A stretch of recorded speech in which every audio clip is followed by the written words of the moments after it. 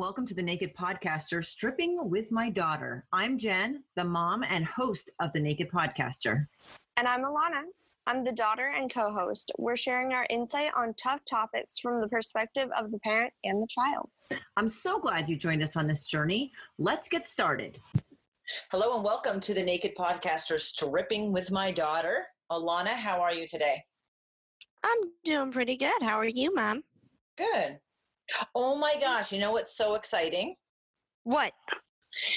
You right now are in Little Rock. Little Rock. Mm-hmm. Mm-hmm. Training, and you pass all of your classes. Yep. Now, it's the end of August right now when we're recording this. This probably won't post until November.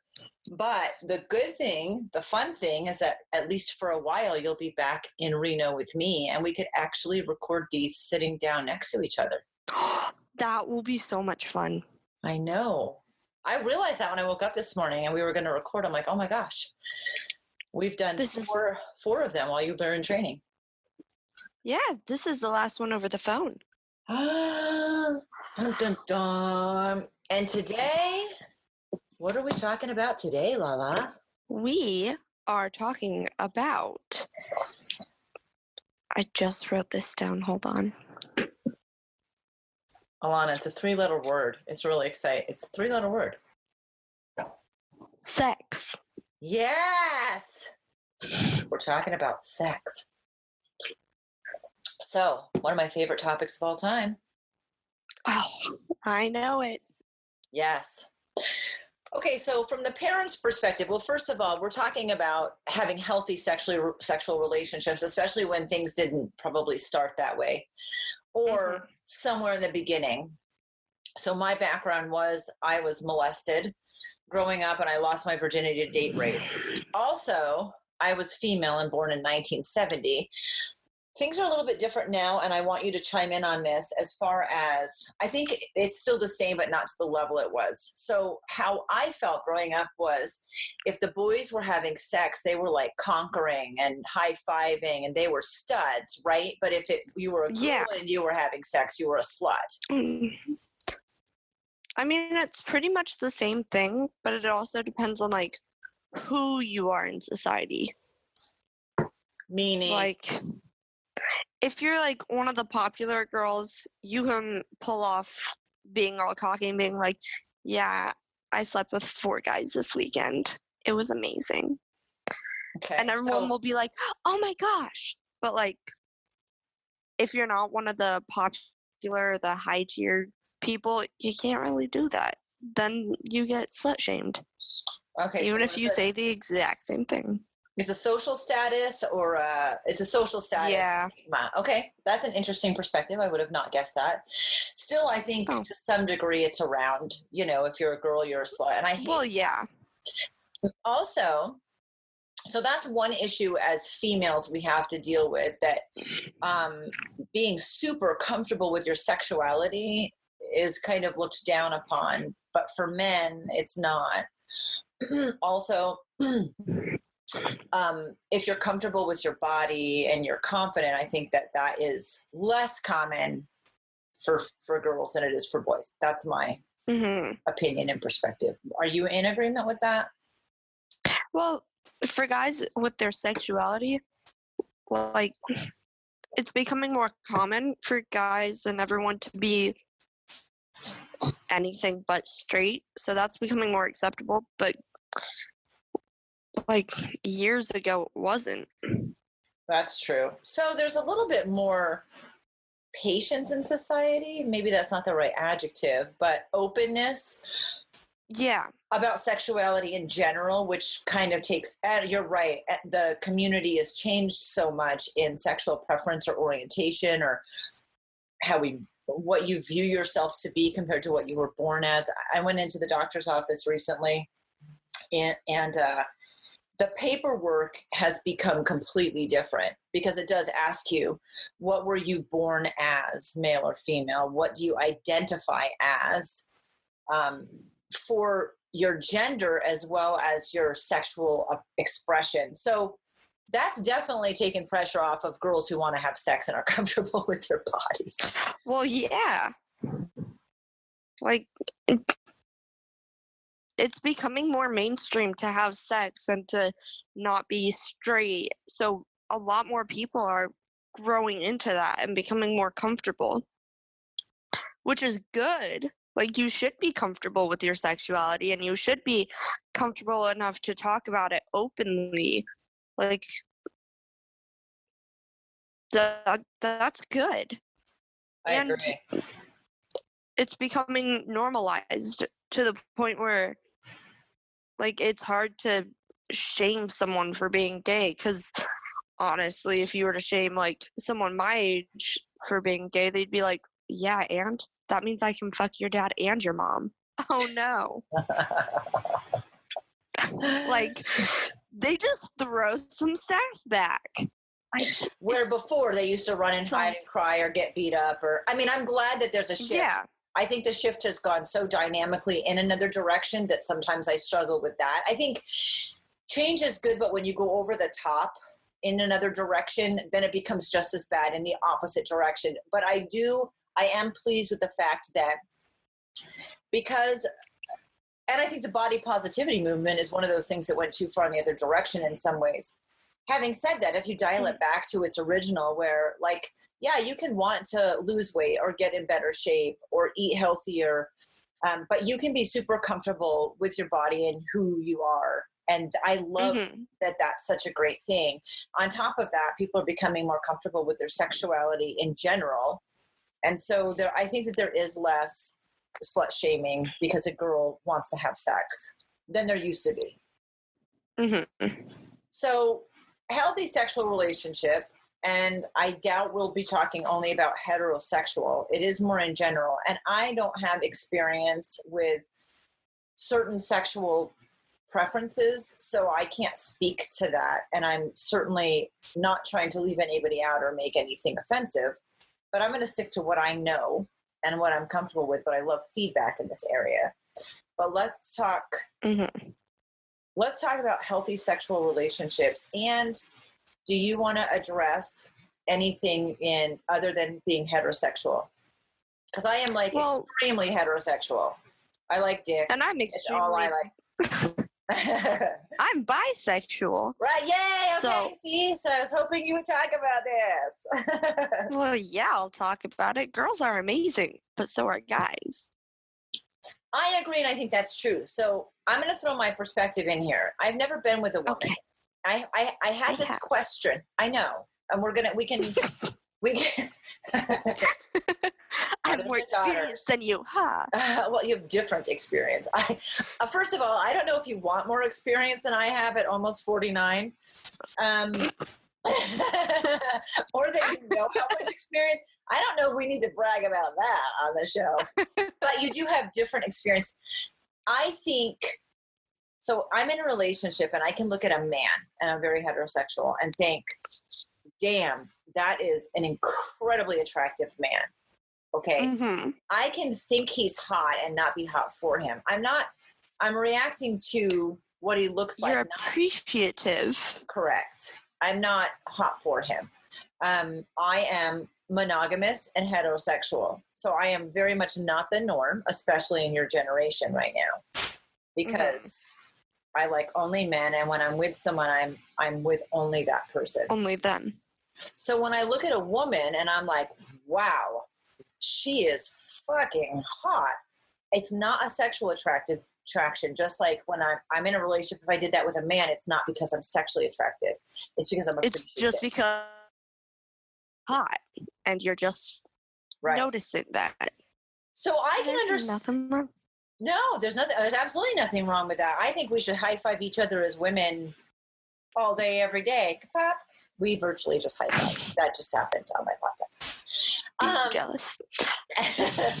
But I don't have sexual attraction towards women, nor have I ever wanted a threesome.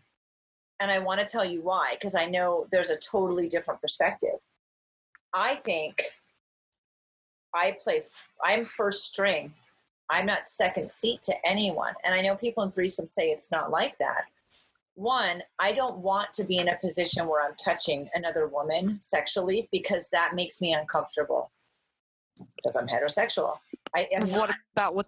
But then there's two guys. I'm not comfortable with sword crossing. Fair enough. Fair enough. Okay, I'm like super heterosexual. So I don't care what people do on their own, but if it's in my bedroom, two men would be great, right? But if they started to get it on, I'm on, that would probably make me uncomfortable. Maybe in the heat of the moment it wouldn't, but it's not a heat of the moment that I've ever wanted to find out about. And the same regard is with another woman. Like, I want one man with all of his attention on me. That's all I want. So I just, and I'm not a prude in the bedroom, but I do have things that are not, I'm not interested in doing. So everyone has stuff they're not interested in doing. Correct. So my lines maybe are more like my bubbles. Narrow, yeah. So address healthy sexual relationships. But I do, Lana, want to go back to, it's healthy because you've had it unhealthy. And we can both discuss that. So talk to me about healthy sexual relationships or expressing yourself in different ways. So one of my relationships in high school, when I was new to having sex, like, I thought it was supposed to be you only had sex when the guy wants it. Like, you just, if they want it, okay, that's it. And, like, obviously that's not correct. But, like, then I've had relationships where it's, well, sex itself wasn't great, but the relationship about sex was. Oh, talk to me about that a little bit. So it was just like, he would ask every time to make sure it was okay to cross that line again. And it wasn't like an everyday, all the time type of thing. It was more sporadic and like when we were both in the mood for it.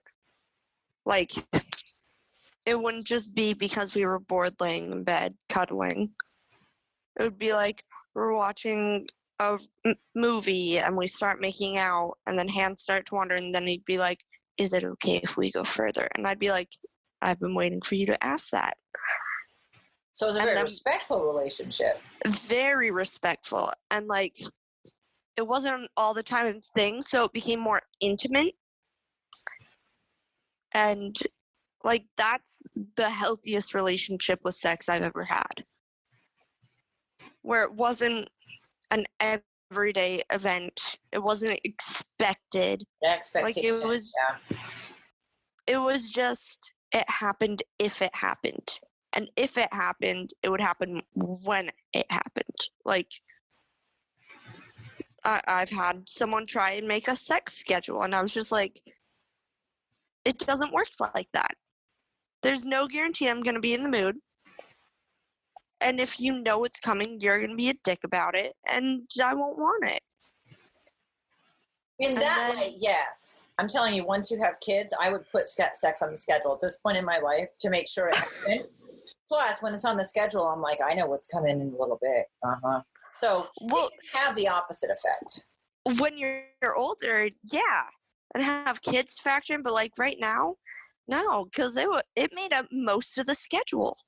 And I was just like, I would like to do something other than sex. And then I had someone who almost every chance he would try and have sex. And like, I'm not always in the mood. And I told him that. I'd be like, I'm not in the mood. I'm not going to get in the mood. You need to let this one pass. And he would just always say side hand comments like, well, you could get in the mood. Every time I turned him down. And it honestly made me feel like shit. And then I realized I don't need to date someone who makes me feel like shit in the bedroom. Because I said no. Right. Correct. So for you, it was more of a respect issue. Well, I would like to get respected in the like in general, but Exactly. sexual line and are a dick about sex, then I feel like I have absolutely no respect with you because of the negative sexual history I have. So like I need some respect in the bedroom for anything to work. I think that should be true for anyone. Well, yeah. You want to be respected in the good. relationship. You want to. I always felt like I could have a best friend, and I have several gay friends. So let's just say I have a gay male friend. So still, he's a guy, right? I can have all these conversations with him about what my life's like at home, and the conversations can be just as intimate.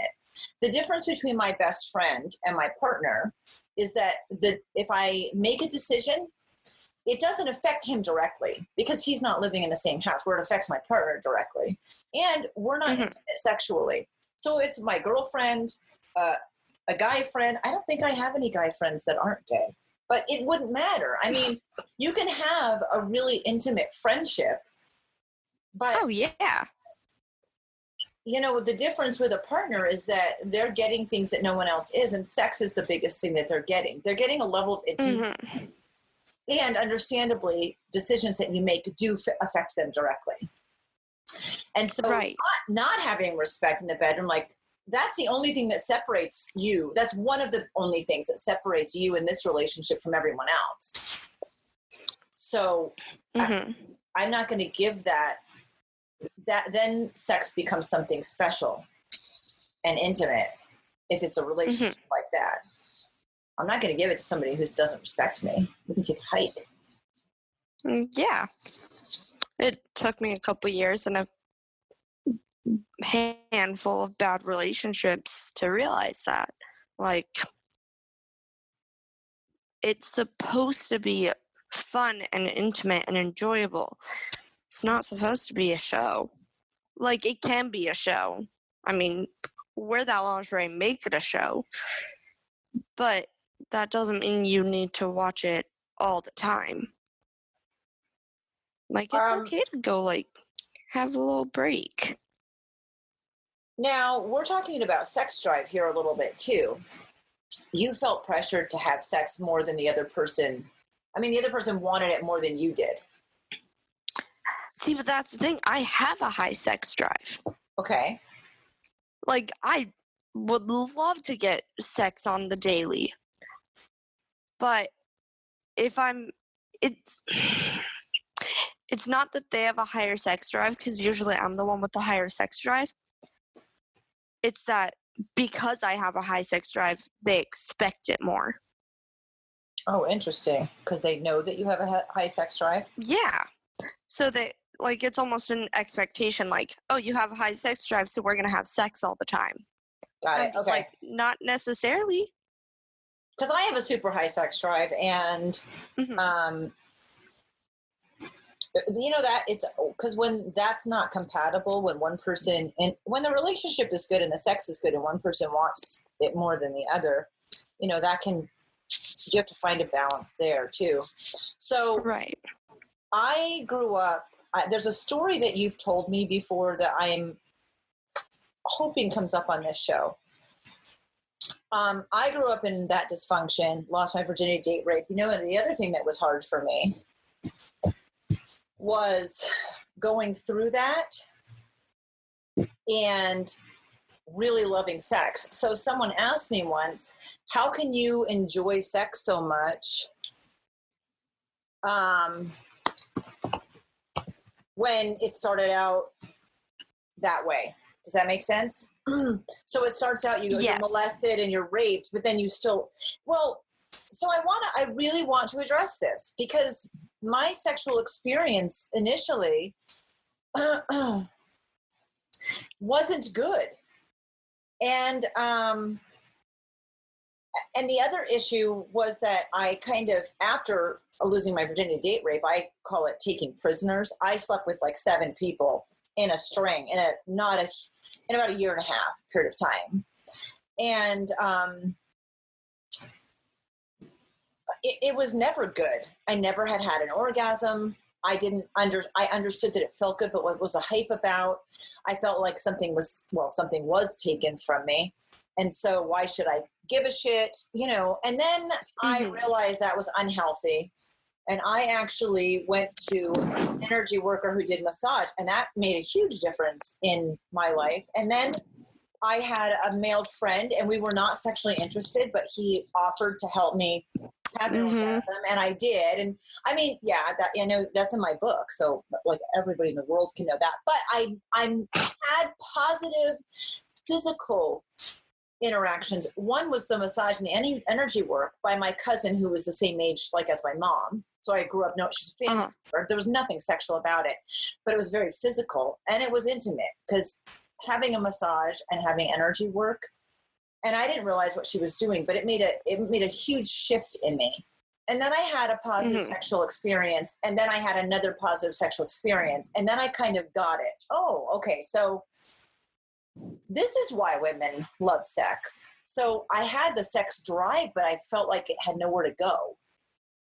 And then once I kind of figured myself out and healed from some of the trauma and had a couple positive experiences, then I never think about being molested or being raped when I'm having sex. I never did. I didn't have that association to that. Those were different experiences for me. But I have been asked before, how can you love sex so much when it started out that way? And I'm like, because that's not what sex is to me. It feels good. I love it. And I don't associate my sexuality with what someone did to me out of my control. So now I would love you to share your experiences, the negatives. So I actually have a lot. Most are with people that I lived with, unfortunately. But there was this one time, a couple of times actually, by the same person, where I wouldn't be in the mood and they would, so they would tie me up, which there's nothing wrong with being tied up. It can be really right person, but I was tied up naked, so I couldn't do anything. And it was so that they could whenever they wanted. And like that put a bad taste in my mouth for anything that wasn't plain vanilla sex. I'm not sure if you know what the term vanilla means. No, I do. I'm not vanilla. Oh. So you wanted everything super, super plain and vanilla. Simple. Right, like no extra. I want to start from scratch. I mean, some chocolate syrup and some sprinkles are fun.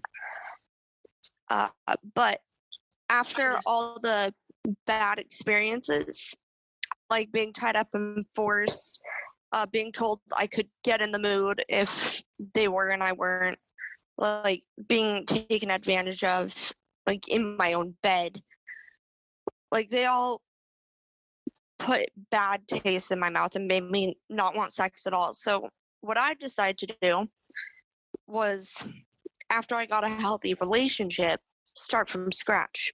So start with plain Jane vanilla, and then slowly include the things that had been used against me. I love the story. To put a positive experience to it, and to make me realize and understand that just because someone used it for bad doesn't mean it has to be only used for bad. It can be used for good, for fun. So with one of the healthy relationships I had, like they knew everything that had happened, so they wanted to go slow too, which worked out perfect. So we started slow, and then we slowly did more, like mix things up. I wore lingerie. It's amazing. That can be scary. It can be scary to do that. Yeah. I mean, I have a bunch. I just never wear it for anyone else. But like, we slowly included things that had been used against me, like being tied up. And, like, we had a safe word, everything was good to go. And I realized it can be a lot of fun to just not have that control for a certain amount of time when it's agreed upon. So that's how I got over the past experience. I took the bad experience and tried it in a safe setting, like recreate it, but with someone I trust with a safe word, and put a positive attachment to it so that it wasn't as bad for me to go back to the bedroom. I remember you telling me that you replaced it by setting the stage the same, but changing the dynamics otherwise. Yeah. And I thought it was so great that you took the same situation that was so negative to you and recreated it in a way that was positive so that it would replace those memories. It was terrifying the first couple of times to recreate that. But after the first couple of times, I'm just like, okay, I know I'm going to walk away with a better experience, a better mindset. So let's just buckle down and do this. Because, like, it's still hard. It's buckle down. You just said buckle down when we're talking about being tied up. I mean, hey, a belt can be used. I love that about you, that you took something that was negative and recreate. That was very interesting to me, that's how you handled that situation. Well, I didn't know what else to do. Well, you don't want to stay screwed up about it. No. No, I wanted to let loose a little bit and, like, be completely comfortable in the bedroom again. Excuse me. Oh, there's my hiccups. We've all come to know and love them on this show. So have all my friends. I loved that, and I think that's great advice, that if you've had a really negative sexual experience, you can recreate some of those scenarios. That wasn't with someone you trust. And it doesn't mean that negative memory is gone. I mean, you don't completely replace it. Oh, no. But you can add enough good ones that one just doesn't matter anymore. It's so drowned out. Is that a good way to explain it? It just drowned out. Yeah. Yeah. Okay. So both of us we came from and kind of started from, what was your first time like? Well, I never told you this. See? This is what happens on this podcast. So my first time was actually walking home from school when I was 15. It wasn't planned by me, and I never found out who it was. They had a black hoodie and a mask on, and yeah. So your first time was raped by someone you don't know. Why didn't you ever tell me? Because I felt like it wouldn't mattered. Like, I knew it would have, but, like, there was absolutely nothing we could have done. And I knew that because I didn't get to see their face. I never heard their voice. Couldn't tell their build because they were wearing super baggy clothes. Like, there was nothing to go off of aside from where we were. And at the time, there was a lot of controversy over those rape kits. Like, they were never used. Like, if you didn't have a description, you were shit out of luck. So I knew there was nothing that could be done. So I was just like, well, I'm still going to call myself a virgin. And I just kept walking home.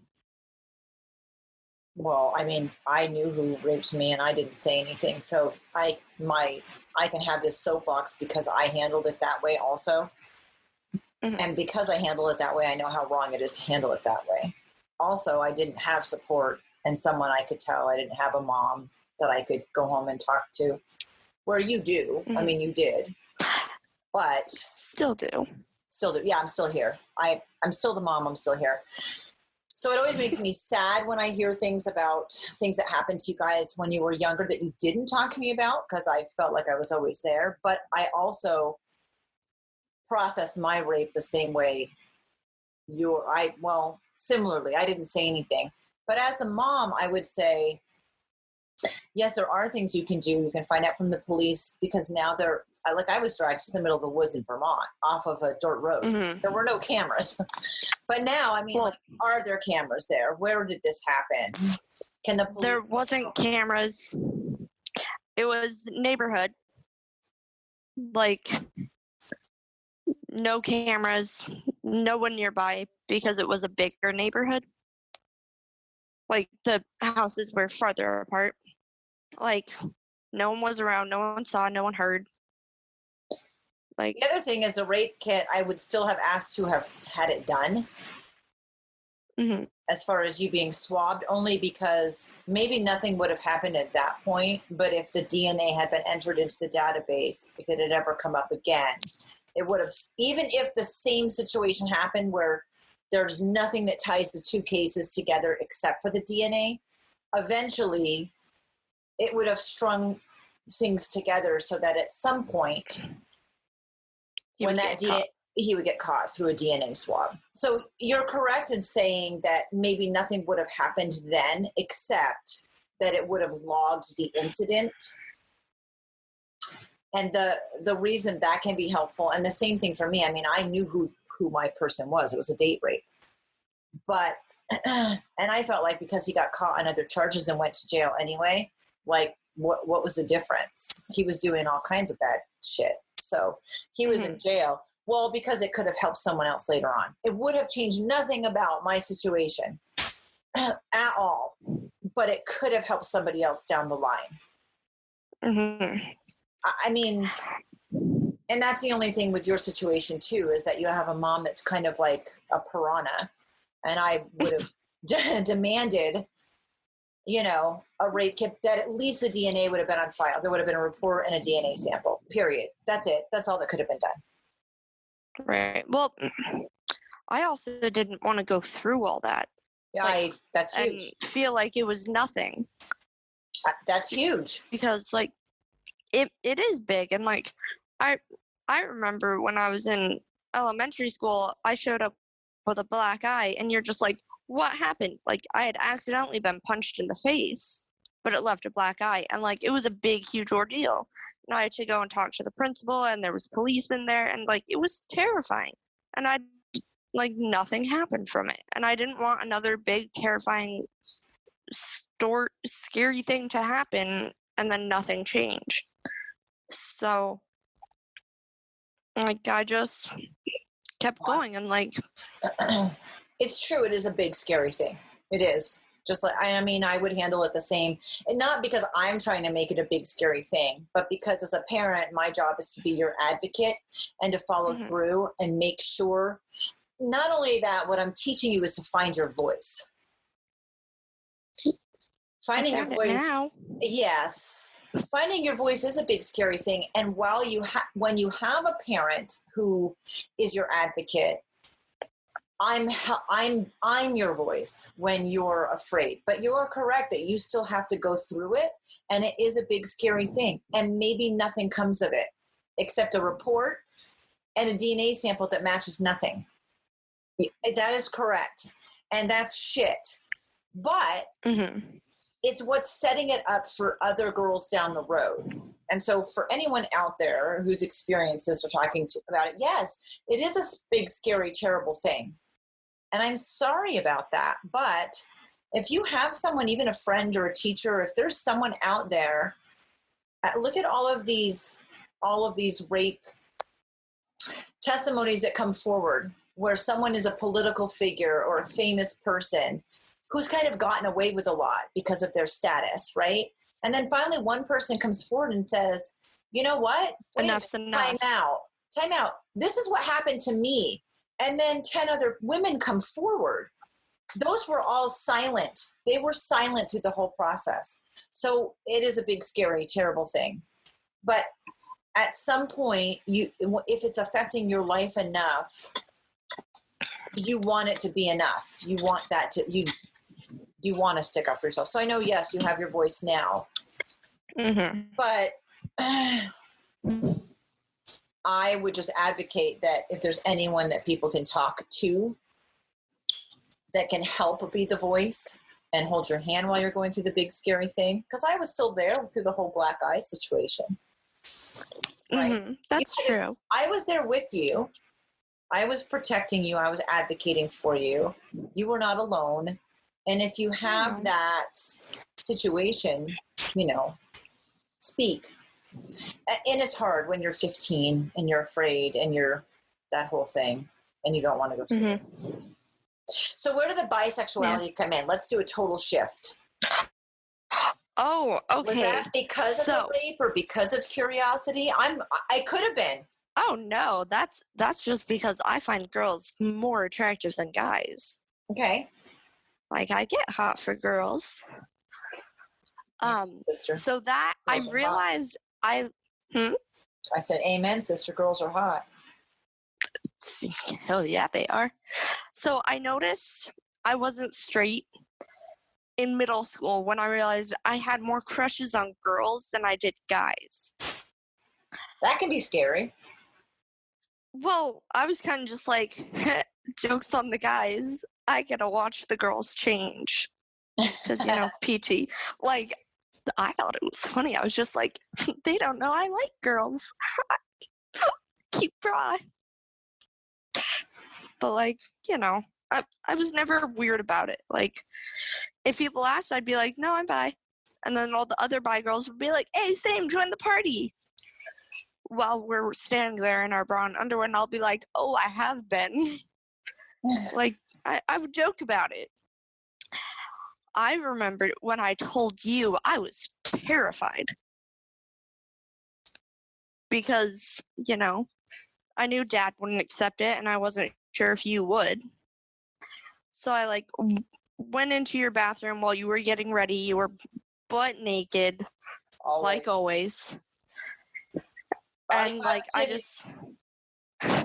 just sat on the counter and was just like, Mom, I need to talk to you about something. And, I ended up crying while telling you. And, you set down your makeup and turned to me after. I was just like, I like girls and guys. And you turned to me and you were just like, I don't care who you date. I don't care who you get married to.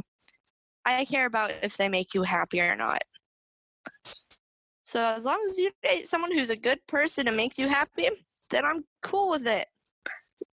And then we hugged. And I was just like, oh, thanks, Mom. I did something right, everybody. Woo!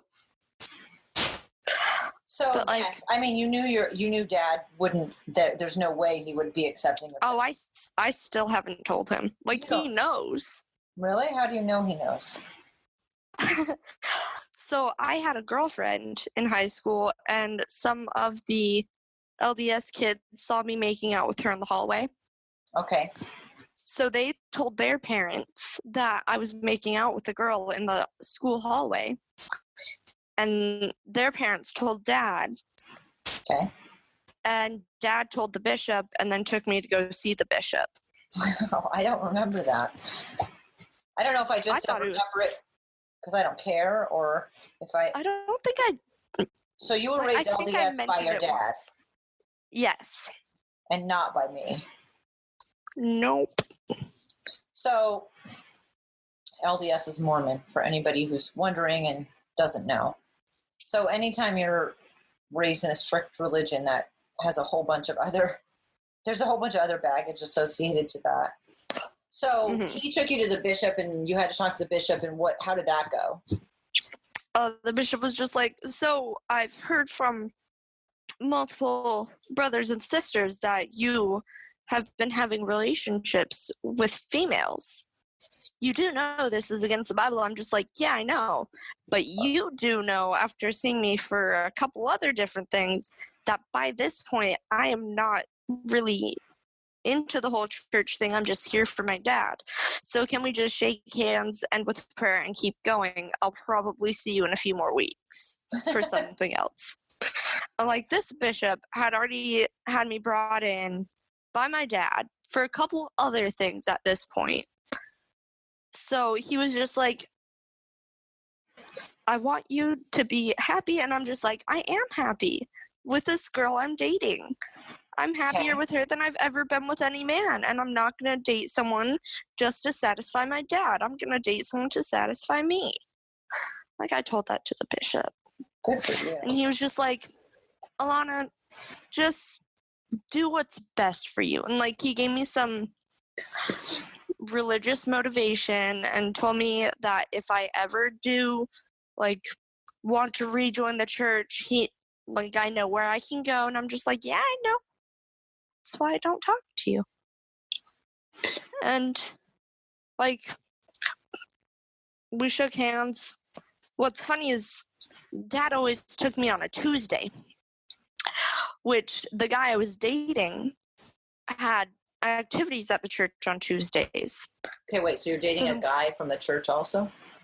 Well, no, like, for the other things, not for the being with a girl, but when I was brought in for everything else, I was dating a guy at the time, and his activities were on Tuesdays. Okay. So he would ditch his activities. I would get out of my meeting, and we would just hang out instead of doing what we were supposed to.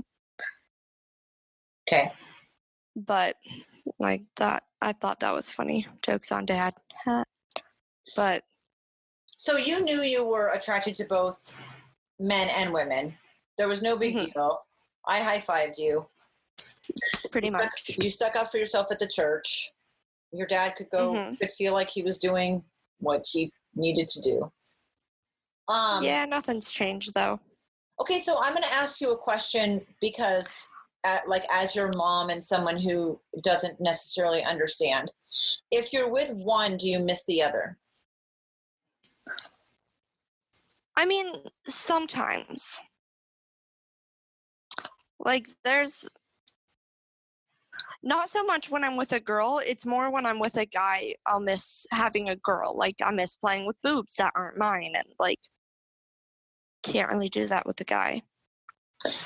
Really? I would have thought the opposite, because a penis is a pretty big deal, or so you'd hope. That's why strap-ons are a thing. I know that, and I understand all of that. I'm not a prude when it comes to sex toys. I totally get all that stuff. Mm-hmm. I have a bucket under my bed. It's there's nothing. I know. Yeah, I know. You guys all know. You've all gotten into it. Shits.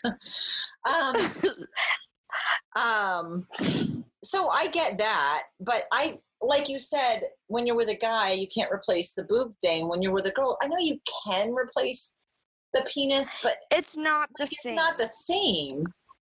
And men smell different and feel different, and oh, so, girls. I mean, okay, so you definitely I prefer girls to guys. Got it. I'm not really good when it comes to dating girls. I'm better at dating guys because that's like what I was conditioned to do. Why would dating them be any different? Oh, man. Girls are a lot different than guys. Emotionally, is it harder to find someone or to know if they're interested? I can never tell when a girl is gay or if they're interested in me at all. Like, I have no gaydar. Which, as a gay person, it is very hard to date someone who is also gay when you don't have a gaydar. Okay. So see, I'm not asking to be an asshole. I'm asking because I really don't. Oh, no, I know. Why would it be harder? Like, you like a girl. I've been approached by women. I'm not interested. And I think that would be really hard to put yourself out there when you don't know. Because with a guy, I mean, my chances of, if I'm a woman attracted to men and I am anywhere, one, it's easier to tell when men are gay. And for the percentage that you can't, it's like no big deal. It's no big deal at all. If I were single and I hit on a man who was gay and I didn't know, I didn't realize it, we'd probably hug and go, hang out together. La-di-da. It would be no issue at all. But for you in that situation, the opposite, it might be different because I've been approached by women and it is uncomfortable. Exactly. I don't want to be the awkward one. Got it. So it's harder. So if you had your choice, you would choose a long-term relationship with a woman. Okay. Oh, yeah. How do you feel about having kids? There's always artificial insemination and adoption. Well, I know you were raised, we have 18 kids and clearly I got them. I know that my kids are you should have been raised very open as far as you can, you can create a family from anywhere. But do you want to be pregnant? I would love to be pregnant. Okay. So there's artificial insemination. And then I get to pick what the guy looks like. I know. One of my best friends is a lesbian. She's amazing. I love her. She has a son who's 19. And we talked about, she said I just had to go get turkey basted. It took 4 times, because it was so important for her to have kids and she wanted to be pregnant. And so that was the route. Like, there was not even a question of whether or not, and like I said, I don't give a shit how you do. It doesn't matter to me. But if you, artificial insemination, you can do that. But it's a more difficult process on your body and to go through, and it's more expensive than just having sex with a dude and getting pregnant. So it's a process. See, depending on like who I'm with, they would also be open to like, let's just have a threesome and see which one of us gets pregnant. Oh, like you both get pregnant by the same guy. That would be funny. Like, I would find that entertaining. But like,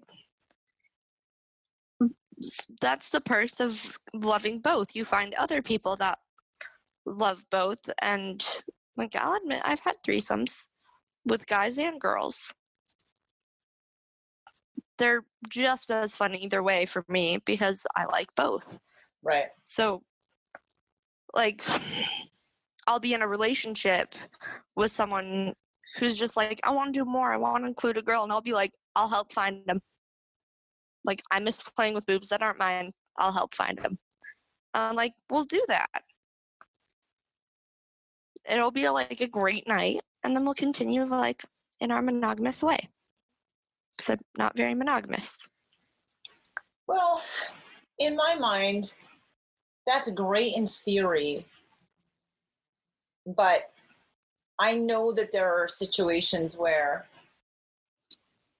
I know a couple that's been together for over 20 years, married for 13, but known each other and been dating for like 20 years. And in college and in the beginning, that was a really common thing in their relationship. And they were able to hit the point where they were done, whether it was like a initial thing that was fun and you kind of got it out of your system. I mean, it's no different than how heavy people drink in college, or that you're trying maybe drugs that you hadn't tried before and didn't try later. You tend to want to experiment at some point in your life with all these things that don't end up it's not a long-term thing that you do. It's something that you try. So I know that it's possible to have that in a relationship and then decide at some point that's done and move on and stay monogamous, and you don't really miss it. It was just fun while it lasted. I also know for people that need more of that on an ongoing, it can create a lot of strain on a relationship. Yeah. You just have to find someone who matches you with that.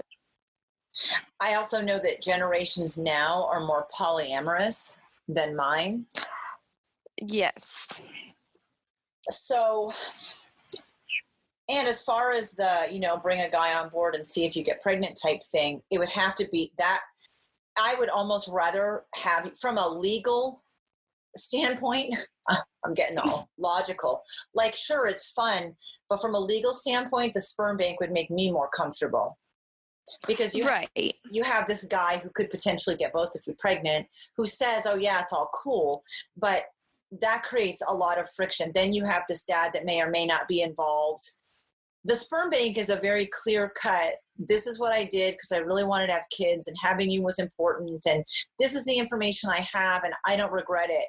But when you're like, yeah, well, we wanted to have kids, and he said he was on board, but then he didn't want to be involved. It's just a whole other shit show that you could be opening up. Right. So I like the cut and dry legality. The sperm bank. But I mean, like, you can decide to do whatever you want. You're an adult, if you decide to go another route. But yes, I like having the paper trail all taken care of. And maybe that's because of foster care and adoption and stuff like that, where it's nice to have everything done. And the expectations set. I mean, you can look at this guy and say, yeah, I want to have a baby with you. I think we make great kids. I really like who you are and your personality. You don't have to be involved. But there's an emotional connection, and the sperm bank removes that. So I would love to hear people's input on that. But however you end up deciding, interesting.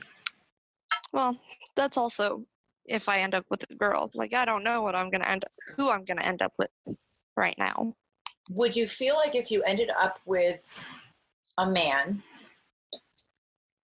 that it was because that was easier? Do you think you'd ever have a question in your mind of, what if there was someone out there, a woman, who was a better fit? Yeah, or you'd be happier in the relationship. Do you feel like if you were a man, you'd always feel like you're missing something? I don't think I'd be missing something, like, because I do swing both ways. Like, I'd be happy if I ended up with a guy, but I'd also be happy if I ended up with a girl. I'm more attracted to girls, and I prefer them over guys, but that doesn't mean that I won't end up with a guy. Like, there's still a chance of that. So it's just whoever I find that is my person that I click with and wouldn't mind spending the rest of my life with. Whether that's a guy or girl, I don't care. Okay, so there's no question. It is. You don't worry about missing something either, because you say you're more attracted to women. So that's just like, if it was the right fit with a man, it would be no big deal. Yeah. Okay, like as a mom, I'm asking questions because I want to know, but also I'm like thinking, I want to make sure if you have a wedding or a long-term relationship with a man, I'll be happy. That would be my concern as your mom. Would you be happy? Because I would rather. I would. I want you guys to just all be true to yourself. I mean, your brother, one of your brothers, came out and he made a big deal about it. Right. Yeah, I know. Yeah, asexual, right? Having no interest. There's nothing wrong with that. I was like, when it happened and he's like, are you ready for it? One, I was not surprised because I'm not that dumb. Me either. Two, why was it such a big deal? So maybe I think maybe it was a big deal for him. Right. Maybe he needed to come out and have that whole process. That was just him processing the whole situation. Because I was like, why are we having this big coming out thing? Why is it a thing? Well, I mean, I don't care. Not in the sense I don't care about you, in the sense that I don't care that that's how you feel. It didn't need to be this whole big public. You know what I mean? It didn't need to be, but it needed to be for him. And if that's the case, then that's awesome. I'm super glad that he did it. And I hope it made him feel better. I think maybe people feel like others think that there's something wrong with you.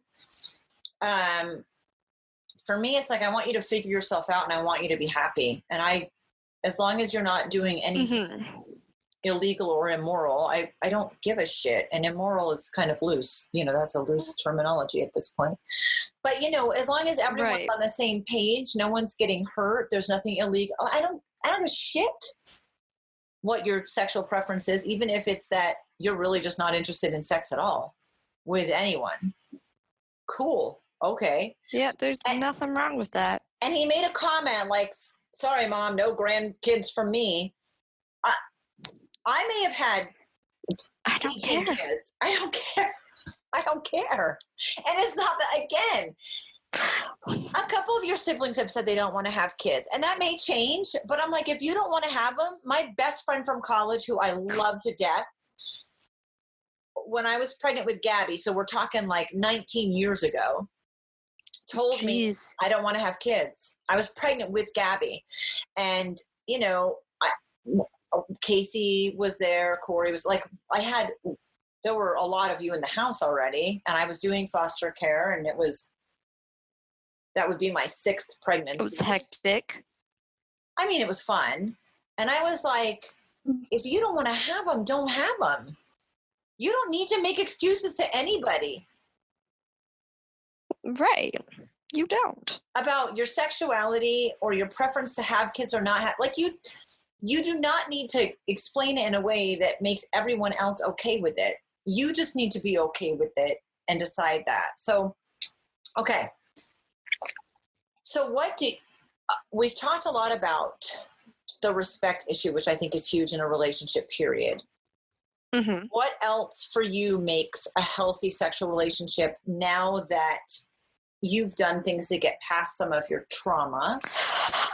Oh, communication. You have to know what the other person wants. You have to be able to read their body and know what they like, what feels good. Like, talk about stuff you do want to try together, like what you will never try in a million years. Like, you talk a lot about boundaries and what's okay, what's not.